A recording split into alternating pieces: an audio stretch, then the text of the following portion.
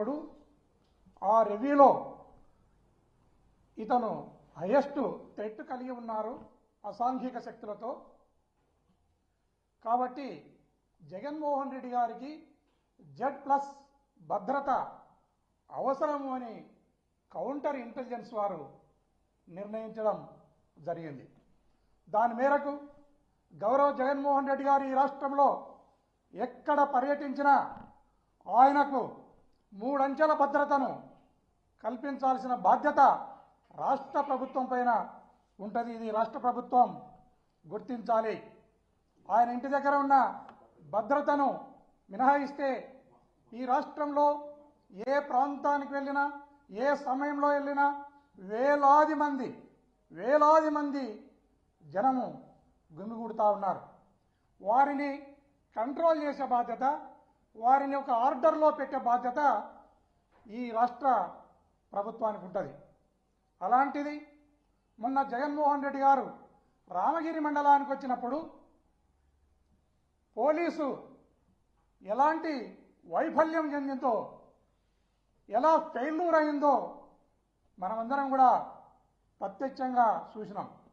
దీని మీద home minister గారు రెస్పాండ్ అవుతూ 1100 మందిని పోలీస్ వ్యవస్థను డిప్లాయ్ చేసినామనే మాటను అనిత గారు మాట్లాడడం జరిగింది. అమ్మ అనిత గారు, మీరు 1100 మందిని డిప్లాయ్ చేస్తే వారు హెలికాప్టర్ను ప్రొటెక్ట్ ఎందుకు చేయలేకపోయినారు? ఎందుకు చేయలేకపోయినారంటే నేను చెప్తున్నాను, మీరు శ్రద్ధగా వినండి. దీని మీద మరొకసారి జగన్మోహన్ రెడ్డి గారి పర్యటనను జాగ్రత్తగా చూసుకోండి. బాడుకోకు బారానా, మాల్ ఓనర్కు చారానా అన్నట్లు మీ డిప్లాయ్మెంట్ ఉంది.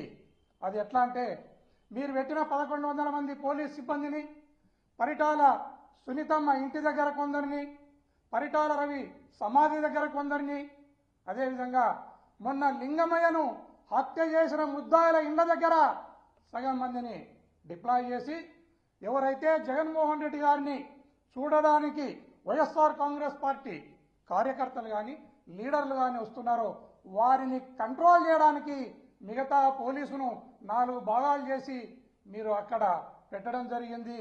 జగన్మోహన్ రెడ్డి గారి దగ్గరికి వచ్చే వరకు ఆ హెలికాప్టర్ దగ్గర గార్డు సరిగా లేదు. అదేవిధంగా లింగమయ్య ఇంటి దగ్గరికి జగన్మోహన్ రెడ్డి గారు పోయినప్పుడు అక్కడ మెటల్ డిటెక్టర్ లేదు, DFMD లేదు, లేక అక్కడ పోలీస్ వ్యవస్థ కూడా చాలా ఇబ్బంది పడిన సంగతిని మనం గుర్తు చేసుకోవాలి. నాకు ఒక అనుమానం ఉంది ఈ రాష్ట్ర ప్రభుత్వం పైన. జగన్మోహన్ రెడ్డి గారిని భద్రతా రీత్యా భద్రతను తగ్గించేసి ఆ రోజు ఆ హెలికాప్టర్ ఏదైతే ఉందో ఆ హెలికాప్టర్ను విధ్వంసం చేయించి ఆయనను మార్గ మధ్యంలో బెంగళూరుకు మార్గ రోడ్డు అంట ఆయన వెళ్లాల్సి వస్తుంది. ఆ మార్గ మధ్యంలో ఆయనపై భౌతిక దాడులు చేయడానికి ఈ రాష్ట్ర ప్రభుత్వం కుట్ర చేసిందనడంలో ఎలాంటి సందేహం లేదనేది నేను ఈ రాష్ట్ర ప్రభుత్వానికి తెలియజేస్తున్నాను, ప్రజలకు కూడా తెలియజేస్తున్నాను. రాష్ట్ర ప్రభుత్వంలో ఉన్న పెద్దలందరూ కూడా గమనించాలి. మనం ఒకసారి గమనిస్తే ఆడళ్ళకు అక్క కాదు, మోళ్లకు బావ కాదు లోకేష్ బాబు. అలాంటి వానికి జడ్ కేటగిరీనిచ్చి CRPF బలగాలను ఆయన దగ్గర పెట్టడం జరిగింది. జగన్మోహన్ రెడ్డి గారు బయటకు వస్తే వేలాది మంది ప్రజలు గుండుగూడుతారనేది ఈ ప్రభుత్వానికి తెలుసు. తెలిసి కూడా నామమాత్రంగా మీరు పోలీసును డిప్లాయ్ చేసినారు. ఇలాంటి ఆలోచన విధానాన్ని, ఇలాంటి దుర్మార్గమైన ఆలోచన విధానాన్ని మీరు ఖచ్చితంగా సర్దుబాటు చేసుకోవాలి. సర్దుబాటు చేసుకుని జగన్మోహన్ రెడ్డి గారు ఎప్పుడు బయటకు వచ్చినా ఆయనకు Z+ అనే సెక్యూరిటీ ఏదైతే ఉందో ఆ సెక్యూరిటీని ఇవ్వడానికి ఎప్పుడు కూడా ఈ రాష్ట్ర ప్రభుత్వంలో పనిచేస్తున్న పోలీస్ వ్యవస్థ ఖచ్చితంగా నియమాన్ని పాటించాలని ఈ సందర్భంగా తెలియజేస్తున్నాను.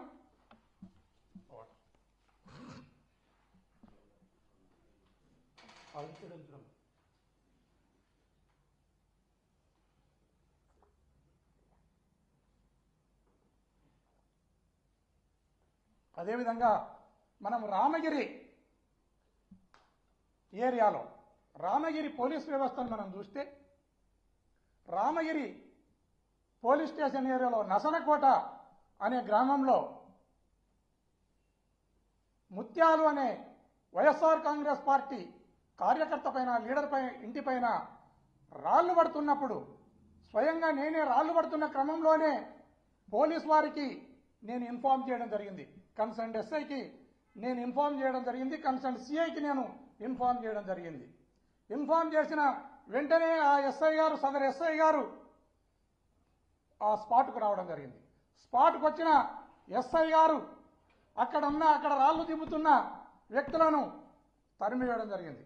ఆ తర్వాత కేసు కట్టవలసి వస్తుంది అన్న భావనతో ఏదైతే దుండగులు రాళ్లు జిమ్మినారో ఆ రాళ్లను స్వయంగా ఎస్ఐ గారు తన జీపులో వేసుకుని పోవడం అనేది చాలా పోలీస్ వ్యవస్థకే సిగ్గుచేటుగా నేను భావిస్తున్నాను. అదే కాకుండా ఇదే రామగిరి ఎస్ఐ గారు ఈ రామగిరి మండలాధ్యక్షుని ఎన్నిక విషయంలో ఒక ముగ్గురు వ్యక్తులు అక్కడ ఎలక్షన్ ప్రక్రియలో భాగంగా వెళ్తే ఆ ఎన్నికను విఘాతం కలిగించే విధంగా అక్కడ ఉన్న దుండగులు వీరిపైన ఈ ముగ్గురిపైన దాడి చేస్తే దాడి చేసిన వాళ్ళది కంప్లైంట్ తీసుకుని కేసు కట్టవలసిన సబ్ ఇన్స్పెక్టర్ ఈ దాడి చేసిన వ్యక్తులను వదిలేసి ఏదైతే బాధితులున్నారో బాధితుల కారులో కత్తులను కటార్లను రాళ్లను వేసి ఆ కత్తులను కటార్లను రాళ్లను రికవరీ చూయించి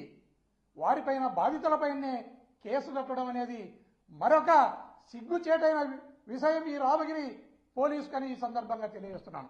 అదేవిధంగా ఏదైతే పాపిరెడ్డిపల్లె గ్రామం ఉందో మొన్న హత్య జరిగిన గ్రామం ఉందో ఆ గ్రామంలో లింగమయ్య ఇంటి మీదకి అదేవిధంగా జయచంద్రారెడ్డి అనే వ్యక్తి ఇంటి మీదకి 2 సార్లు దాడులు చేస్తే పోలీస్ వ్యవస్థ సరిగా రెస్పాండ్ కాకపోవడంతోనే పోలీసు ఏం చేయలేని వారిని జోకర్లాగా చూసి ఈ ముద్దాయిలు లింగమయ్యను నిర్దాక్షిణ్యంగా పొట్టన పెట్టుకోవడం జరిగింది. దీనికి పోలీస్ వ్యవస్థ సిగ్గుపడాలి, తల వంచుకోవాలి. రామగిరి ఎస్ఐ చేస్తున్న ఈ చేష్టలకు అతని నెత్తిన ఉన్న టోపీ పై మీద ఉన్న కాకి యూనిఫామ్ సిగ్గుపడతా ఉంది. అది నేనెందుకు వీని నెత్తి మీద ఉన్నాను టోపీగా, ఎందుకు వీని పై మీద యూనిఫామ్ గా ఉన్నానని ఆ యూనిఫామ్ ఆ టోపీ సిగ్గుపడతా ఉంది. అలాంటి ఎస్ఐ మళ్ళీ ఈరోజు బజారులోకి వచ్చి మాట్లాడడం అనేది కూడా చాలా హాస్యాస్పదంగా ఉంది. అలాగే ఈ రాష్ట్రంలో ప్రతిరోజు కూడా ఏదో ఒక ప్రాంతంలో రాజకీయ హత్యలు, రాజకీయ హత్యా ప్రయత్నాలు